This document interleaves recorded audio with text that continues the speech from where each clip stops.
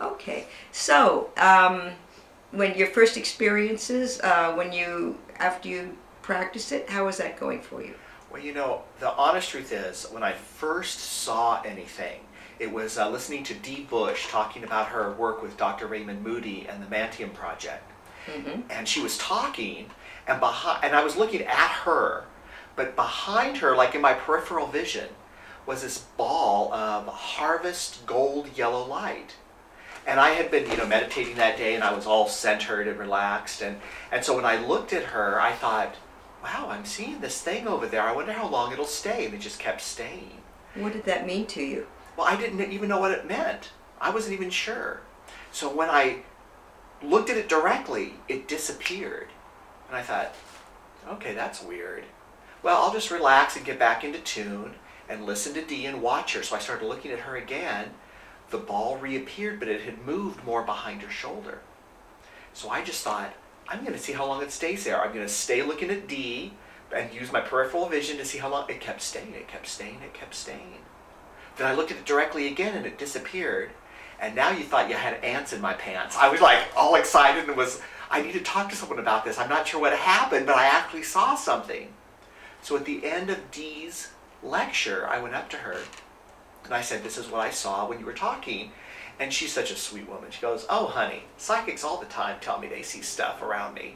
I've even seen balls of light around me before. Normally, they're spirits coming to visit. Well, because I have a scientific mind, and it was harvest gold yellow, I'm looking in the room to see what kind of light sources are available. Is this something on my lens? But all the light sources were fluorescent, which do not have the yellow spectrum. They have blue spectrum light.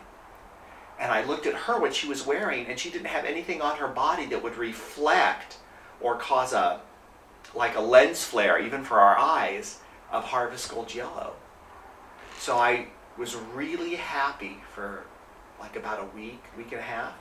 I was doing dancing down the street. I saw something. Then I got afraid because all the messages from growing up came in and they said, you're going blind, you have a brain tumor, maybe you had an aneurysm, there's something wrong with you, you're sick, you need to see a doctor. No one sees this stuff, right? I went to see a doctor, and the doctor said, you're fine, you're healthy, everything's working. And then I thought, I got to start taking some training to figure out what really happened, why I opened up to see this. And when I started taking my training and working with other psychics, that's when I started seeing all sorts of stuff. Auric fields, balls, entities, angels. I don't see them all the time, but I see them enough that it still makes it kind of amazing. So what was that gold ball? What did it mean to you? I felt, and with Dee, helping me with it, that it was actually a spirit that had come forward to hang around her during her talk and give her support. What do you mean a spirit coming to hang around you? She was actually talking about her work with contacting people who had died and crossed over. And she felt, and I agreed with her, that what that ball was a manifestation of someone who had died and crossed over and was there to help her in her talk, give her supportive energy. So tell me a little bit about more of these spirits and how they help, what their intent is. Well, they appear in different ways. A lot of times people who have a close attachment, I believe, to the earth plane, when they appear in an energy form, they'll still appear as a physical living person. Not quite like how they portray it on the show Medium, Because there, it's like you see the actor totally crisp and clear and solid, talking to Allison. For me, I've seen kind of grayish blue forms of energy in the form of a person. And then I feel like they give me the message like, I'm older, I'm a man, I'm someone you know. Are these to help you or the person that you're dealing with? It's normally to help the person I'm dealing with, though they have come even into the house here to say hello. Are there any here now?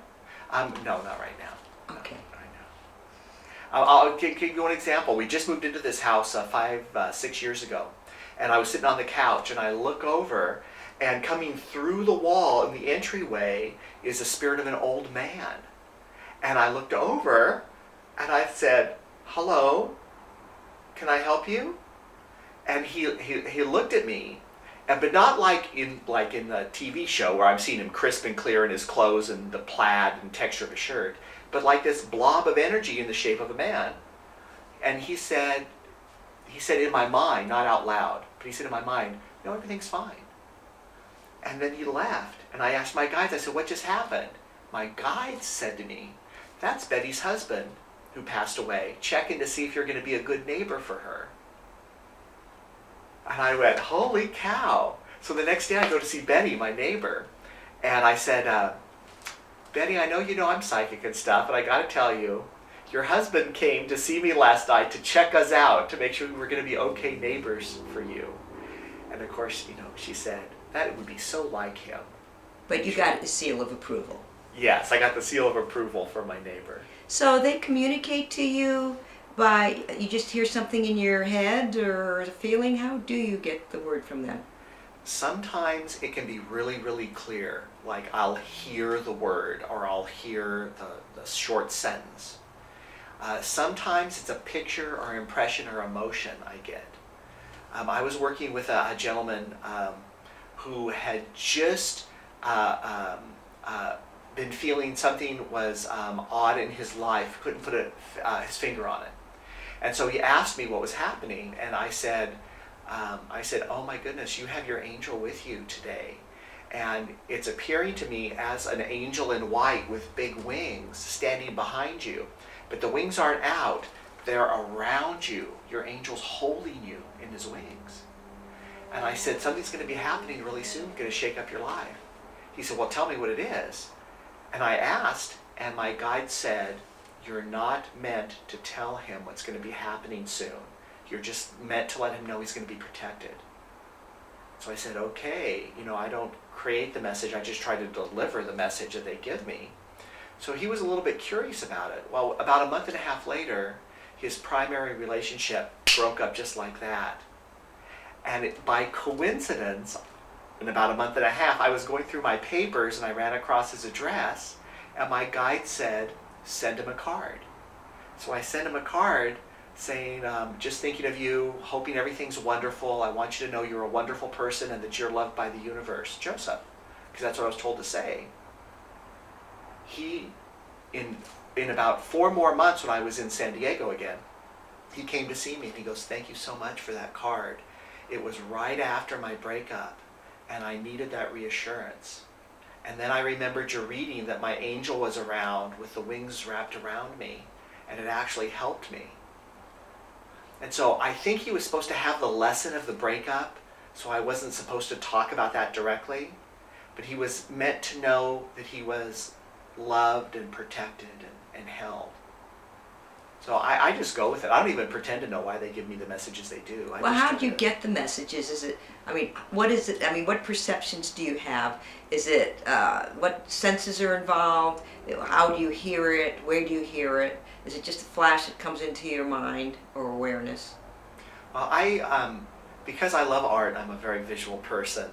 I developed a tarot deck, created all the artwork for it. And so those images help me in my ritual to tune in. My teachers would say all the time, you don't need anything to tune in.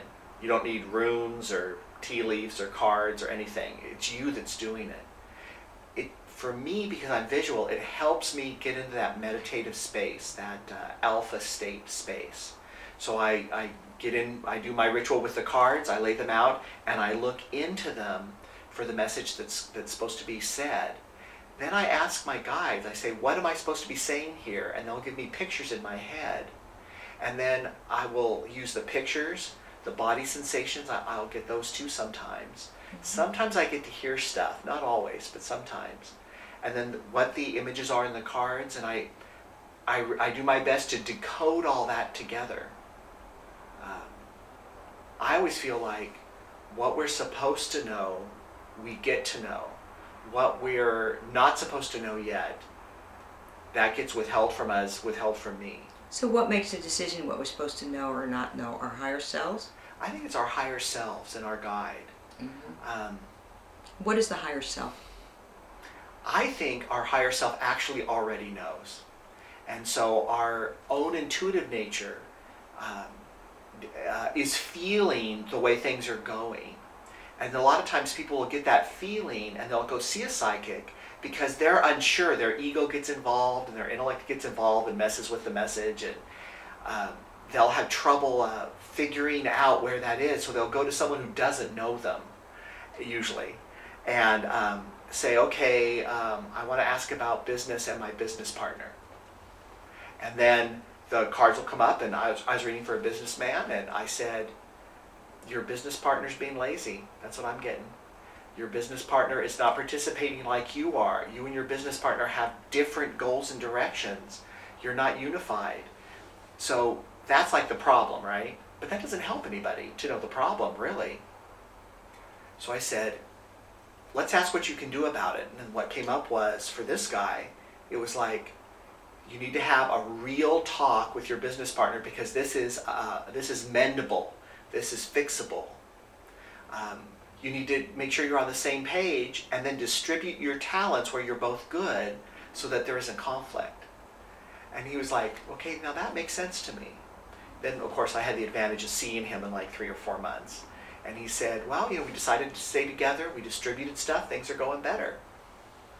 So I feel like our guides will have our higher interest at heart. And so our higher direction for this lifetime, goal for this lifetime, can be in conflict with our intellect and our ego, which will say, like a child, I want that. Give it to me. And our guides are going, that's not good for you. Don't do that. Don't go that direction. And we go, no, I want it. And especially sometimes in issues that engage more of our total self, like love. Because, of course, and psychics are not immune to this, just so you know. We are just as much in a mess like anyone else when our own love stuff gets going. Because love involves the physical body, right? An expression and lighting up of the physical body. The intellect, things make sense to us. The heart, right? Where we feel the passion. And then our higher selves, because love is always part of the higher self. So love questions really get intense. So I was reading for a woman, actually from Japan, about a couple of weeks ago. She has her heart set on one person. And the person makes sense to her. She's a scientist. He's a scientist. She's here in Japan getting her green card. He is already an American citizen. So the joining of them solves a lot of issues intellectually. And when you're really smart, it makes sense that way. So to her, it's like, I love him, I feel for him. He makes sense, it solves everything. When I put this all out on paper, like a scientist would, it's all there. It's all there. The only thing is him. He's not getting on the program. What's the matter with him? Why isn't he loving me back? Why is he seeing other women? Why? So, of course, I do the reading, but I encounter intellectual, egoic stubbornness. Not what's best for me, but why am I not getting what I want? And she even asked me this. What do the cards say I need to do to get him to love me? And so she asked that question, and I said, the answer to that is there's nothing you can do to get him to love you, because he is a free-thinking, self-determined, sentient being. You can't impose your will and make someone love you. What you can do, though, I will tell you what the cards say. The cards say, be friendly, be present, send him an email, do not be negative because he's going through his own negative troubles right now.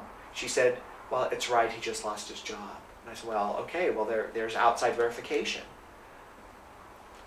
Be there, be his friend, be loving, be open. That's the best thing you can do to set the stage for love to blossom between you both. But you can't make him love you.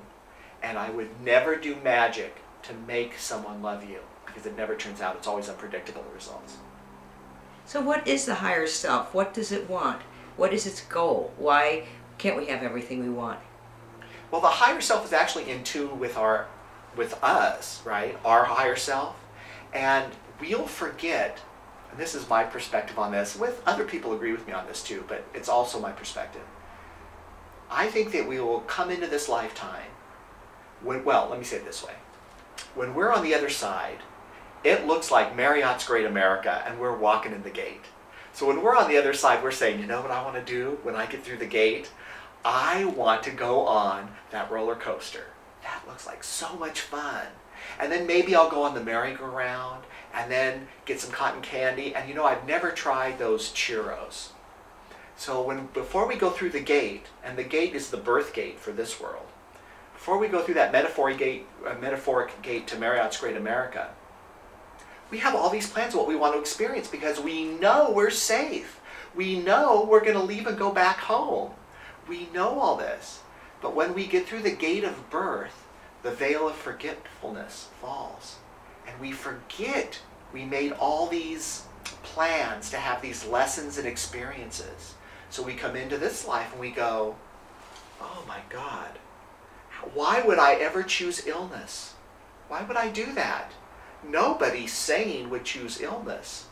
But when you're on the other side, it's totally different. You know you're going to return. And you know, I have never experienced that illness before. I'd like to see what it's like to have that experience in the flesh. Here, it seems totally insane we would make that choice. Why would we make that choice? But over there, it makes perfect sense because we know we're safe, we're loved, we're returning. There's no fear over there. So here, then, we have to say to ourselves, okay, I still have free choice. I'm still self-determined, not predetermined. So, I have cancer. How do I want to handle that? How do I want to live? How do I want to recreate my reality? And because we're powerful spiritual beings, if we have the mental epiphany, we can have spontaneous healing. We can have miracle healings. We can change the whole course of our direction because we get the lesson. When we get the lesson, two things always happen. Either we cross shortly after, or the whole direction of our life changes. That's what happens. Wow. So we get that choice. Someone said to me, well, what about the Dalai Lama? Does he have lessons, Joseph? The highest spiritual person on the planet right now, considered to be by many? I would say, if he's breathing, he still has lessons. That's the law. If he had crossed over, I would say he finished his cycle. If he had changed into a radically new, amazing direction of enlightenment, I would say whatever his old lessons were, he got those. Now he's going a whole new direction. Well, many of us must not complete our lessons. Supposing we check out of class, play hooky, or kill ourselves, what happens then? We failed our lessons. Well, I don't believe on the other side that there is actually like a hell, like a Judeo-Christian, Dante's Inferno, pitchforks and people stabbing you. What I believe happens, and it mirrors the work of Dr. Raymond Moody and others, who have studied people who have had near-death experiences and returned to physical life, and then what they experienced on the other side. If we have a lot of regrets, if we have a lot of pain we know we've caused other people, and mind you, I know some people will say, well, I didn't cause anyone any pain ever. Well, then they're just denying in the ego sense, but their higher self knows the pain they've caused others.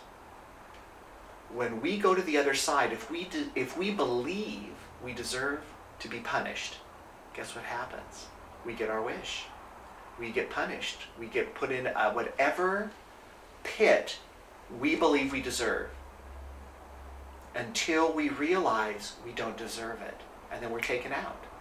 So one man, according to near-death experience, crosses over and goes to hell.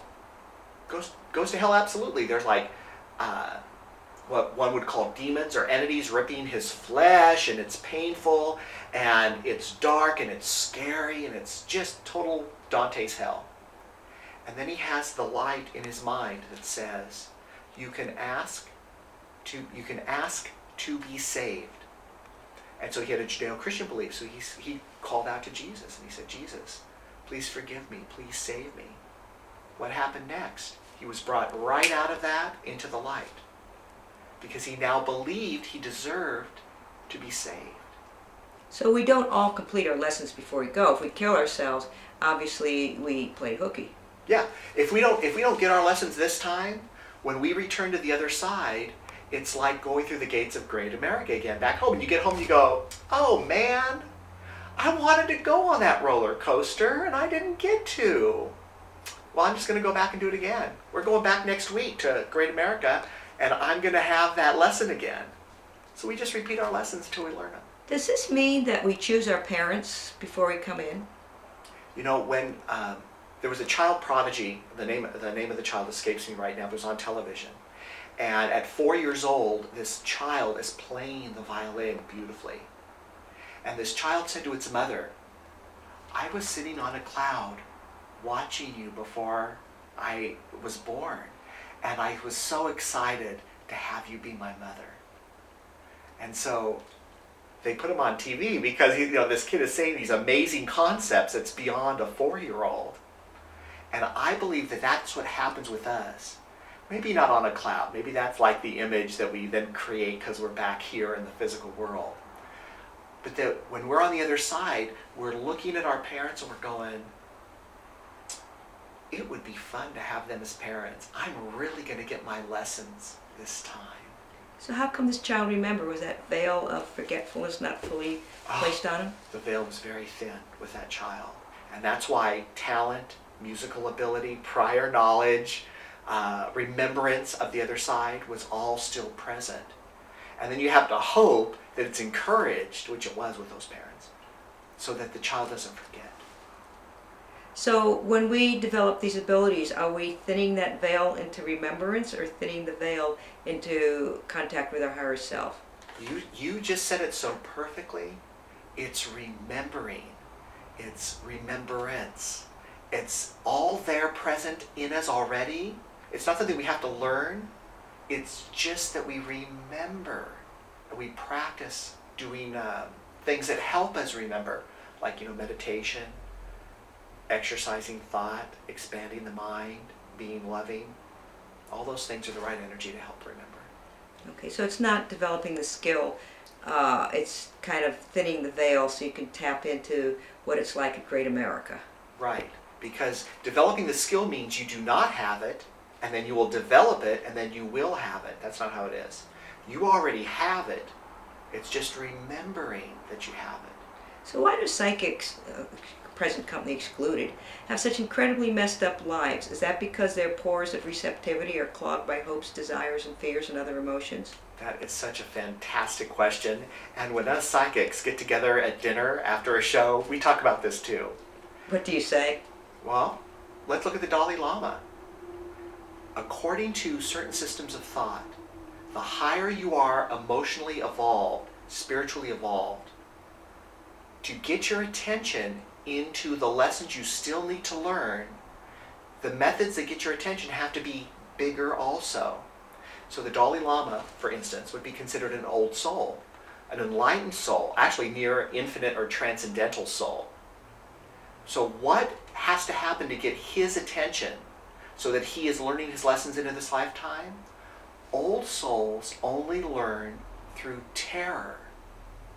So if you're highly developed, the things that get your attention are like murder, people getting killed around you, being exiled from your country, people seeking your death, being hugely opposed, but because you're a higher level, hugely accepted too. So then you have the psychic groups that aren't the Dalai Lama. What has to happen to get our attention to still get our lessons? Because the hard part about being psychic is you can raise your energy into a place of bliss and joy, and it's so great up there that all the stuff down here seems dense and hard and difficult. And so psychics tend to have trouble paying their rent. Because if they can bliss out up here, why on earth would they do something mundane like earn money to pay rent? Or take care of relationships because you can bliss out. So the psychic energy itself, for some people, can be a little bit like a drug. And you can leave the earthly plane almost at will, and that means you're not paying attention to the earthly plane. So things go out of whack, spin out of control, become difficult. It would seem to me what you're describing is a process of not full integration, and that they have many spiritual lessons left, being integrated and have it present all the time in every area. So they're walking along the path of development where they need to ground further. Yes. If they have a good mentor or a good teacher, that teacher will have shown them how to ground into the earth, stay connected and focused, identify the ego self from the spiritual or higher self, and know how to operate in a very clean way. For psychics who are still learning this, you can liken them to a brilliant doctor who has a drug habit. They're brilliant, they can save other people's lives, they're effective with other people because they have such clarity of intellect, but for their own lives, they still lack. And so some psychics will have that same kind of dichotomous thing. They will be wonderful when helping other people, but they will be just blindsided with their own stuff. So that's why so many psychics seem to be so flaky. Yes, exactly. It doesn't help the profession any, does it? It doesn't help the profession at all. Well, that, and there's no degree or certification generally in psychic ability. So there isn't this, like, I have my sheepskin diploma here showing you that I've done all my studies. For me, just so you know, when I was in Chico, California, I studied for 2.5 years at Sun Arts with Ken and Mary Brown, which was a foundational study center, a lot of housekeeping. So it's cleaning up the inner self, identifying tools, all that stuff. Then when I moved to Oakland, I did 2.5 years with Judy Garcia and Avellino, learning the higher end of psychic stuff, which were my master psychic classes. So that was developing new tools, exploring our own flavor of psychic ability, and being more open. Because I'll tell you the honest truth, for me, one of my biggest problems is I love to see rainbows and puppy dogs and, you know, lollipops. That makes me happy. But sometimes when I'm reading for people, their challenges do not match that. And there's things like death or disease or unhappiness or financial ruin. And I tend not to like that side. So I have a natural resistance when I see those kind of things. You tell them. Of course. It's bad karma not to tell them what I get. My challenge is, though, to reintegrate that into a way that's helpful, so that I see the pothole in the road, but I'm showing them how to walk around it. When I'm able to be in that place, that's my highest calling. But I have to admit, I have a little resistance to negative stuff. It's hard for me. So being psychic is not coincidental with spiritual development, is it? Not at all. You can be psychic and totally unethical. And I was reading in Reno, California, at the Reno Psychic Institute's very large fair at the Reno Convention Center. Wonderful fair. And I have clientele there. I work to be honest, ethical, forthright, present. So I'm reading for a woman. She leaves my booth. Well, they had a new vendor, a new psychic woman there that was brand new to the show. And as my client was leaving my booth, she grabs her as she turns the corner and says, "I have something I must tell you." Well, that's appeal to fear, you know. So she goes, "But I can't tell you here, and it's important you never tell Joseph we talked." The woman goes, "Okay." She goes, "Come to my shop tomorrow, and I will give you this information." So the woman goes to the psychic shop in Reno, and the woman says, "You're going to have really bad breakup in your love relationship unless we do this candle magic. The candle's going to cost you $300, and we have to do a 7-day ritual." I'll wait and I'll come back because of the phone.